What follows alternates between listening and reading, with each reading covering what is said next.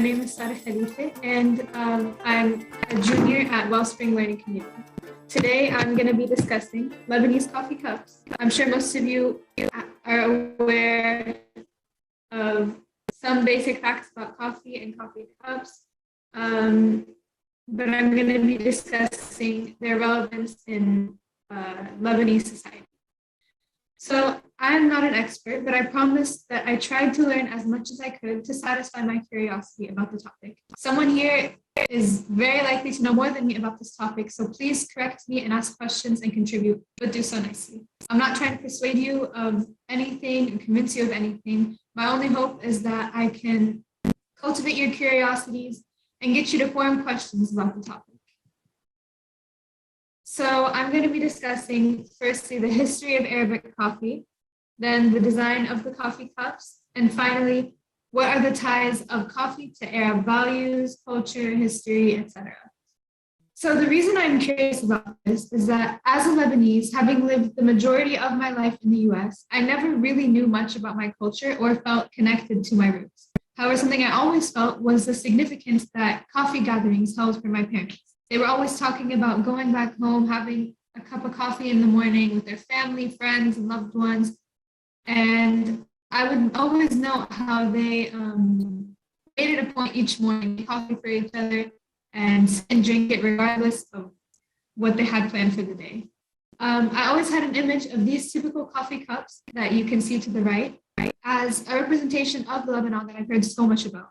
I was recently informed, however, that these cups were not originally Lebanese or Arab at all. And therefore, I found myself questioning their ties to my culture and asking myself to what extent they're intertwined with the essence of the Arab world. So the question I am exploring is, what is the significance of Arabic coffee in Lebanese culture and society? Now, to start with the history of Arabic coffee. Coffee beans can be traced back to the southern Red Sea region, which would be modern-day Ethiopia and Yemen. They were originally used due to their perceived spiritual powers. They were used before prayer, anytime anyone was in need of spiritual aid in anything, after the loss of someone, anything spiritual, basically. The English word for coffee, it actually comes from the Arabic word qahwa, and as well as the Dutch word, which I'm not even going to try to pronounce. I'm sure most of you here are familiar with Arabica beans, which are grown in Brazil. They're used in most Western coffee that we drink today. Most Starbucks drinks that you get use Arabica coffee beans in their brewing. However, they're used differently in Arabic coffee, which it's generally way thicker, and you drink a much smaller portion of it. And each Arab country has its own version of Arabic coffee. Lebanon's, for example, is served without a face on top and is usually darker in color and thicker in consistency. It's also important to note that the term Arabic coffee is used pretty interchangeably with Turkish coffee, as they're very similar.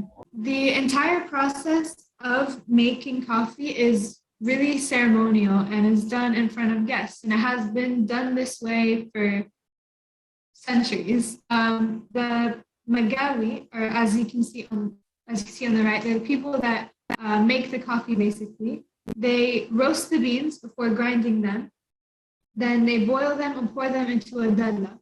The entire process is really considered an opportunity to bond, more so than just a chance to drink coffee.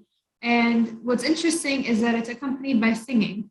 While grinding the beans in their stone grinder, they'll usually create like a tune and start singing songs to go along with it that the rest of the guests will hop in and join, and it just becomes a really memorable experience.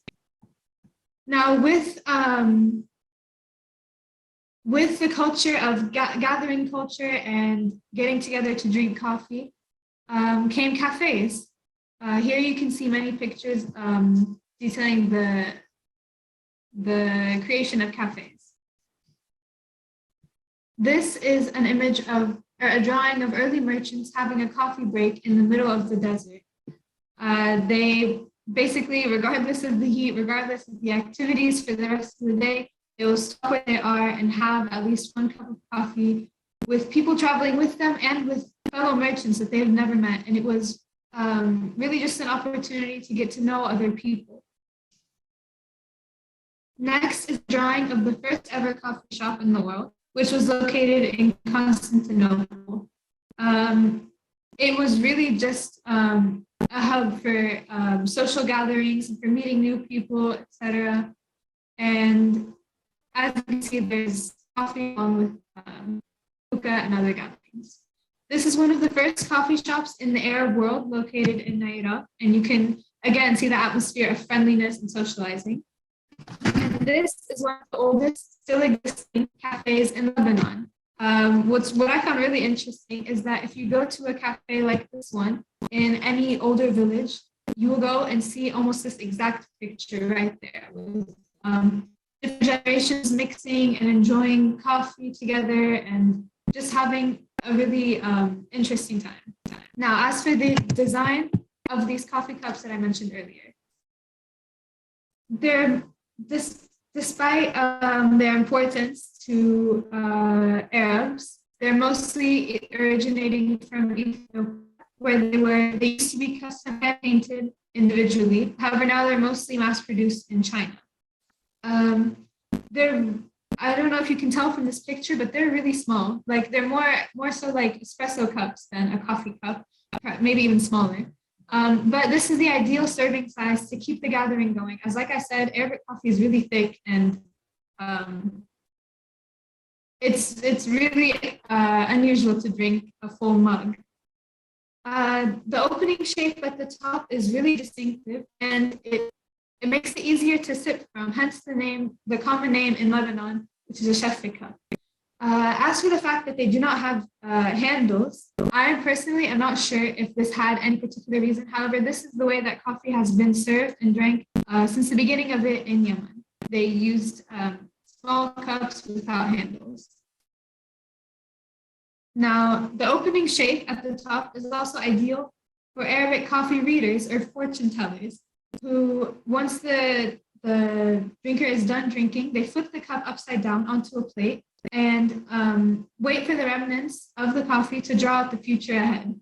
They can interpret it in many different ways based on who's reading it. And in general, it's not taken very seriously, but it is a fun ongoing tradition in many Arab countries to interpret your past and see what's planned for your future. There are many color combinations of these cups, mostly using blue, red, and green. However, the most common colors here in Lebanon are the red and green because they're thought to represent the Lebanese flag. Obviously, as we discussed, this is not the original intention, as they're not originally Lebanese, but a lot of people have identified with them, and that's why they're really common. Something else that's interesting is the reference to tulips throughout the whole cup, going from the painted flowers to the sides to the opening shape of the cup, and even the leaves separating the flowers. The design was heavily influenced by tulips. Now, these cups have been very influential when it comes to art and design. The first image is one that I saw on TikTok the other day. It was a 3D animation created by, I have his under the picture. He basically placed a Lebanese village inside one of these cups, and it was a really beautiful 3D animation. The second is these large potted plants that I have noticed in coffee shops and cafes and even homes a lot these past few months. They're basically giant pots, but they look exactly like these cups. Now, an interesting thing is the use of this distinctive design on different types of cups that are not usually accommodated for Arabic coffee, like mugs, as well as the use of these cups with different painted designs, which may be custom, which may have different sentimental meanings or anything. And for the final section, what are the ties of coffee to Arab values, culture, history, etc.? There are many linked values that are pretty distinctly Arab. This is not to say that they're only Arab. However, it's something that Arabs are known to really prioritize. These go from generosity, hospitality, to problem solving, and to priorities of family and loved ones socializing.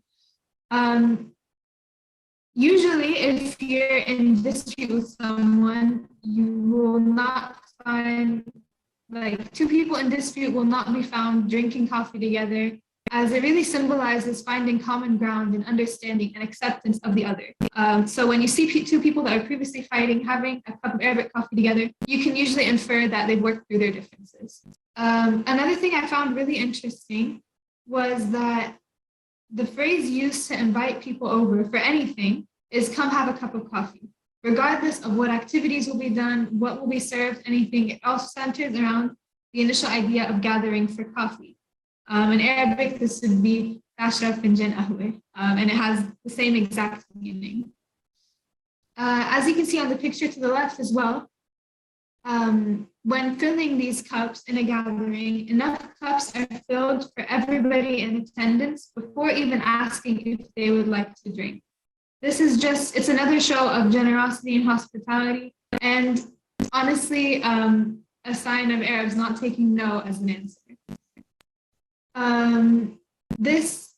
The man in the picture on the right is Nasib Salman Taleh, and he said, he has rubbed shoulders with presidents, royalty, and celebrities. He has served coffee to thousands of guests with the same dedication and love, yet cherishes those who visited the hotel as children and later returned as adults to see him again and drink his coffee. Through this quote and through Nasib's experiences at the Phoenicia Hotel, we can really see the importance that coffee has had on the majority of the population here. He took his job as an opportunity to get to know people of all different backgrounds and careers and everything. And it was really a way to meet new people and to really gain a new perspective on many, many things. And I thought it was really interesting how people would visit him as children and drink his coffee and really have this experience and returned as adults. They didn't just leave it as something in their past. It was something that really stayed with them. And I think this just really shows the connection of coffee to our values and traditions. So, big takeaway from this is that coffee is more than a drink for Arabs, and these cups are more than just cups. They're more of symbols of the connections of Arab values. Coffee is an experience that is tied to values of family, hospitality, and generosity that are inherent to Arab culture. And it has many rituals connected to it, ranging from music to fortune telling, and is intertwined with many traditions across the Arab world. Expats usually cling to any resemblance of home, and these cups are often a very nostalgic symbol. For old generations and for new, they represent hope and are really a reminder of better times. Thank you for listening. These are some sources I found very, very interesting if you'd like to check them out to learn more about the topic. And here is, if you have any questions, if you want to contact me.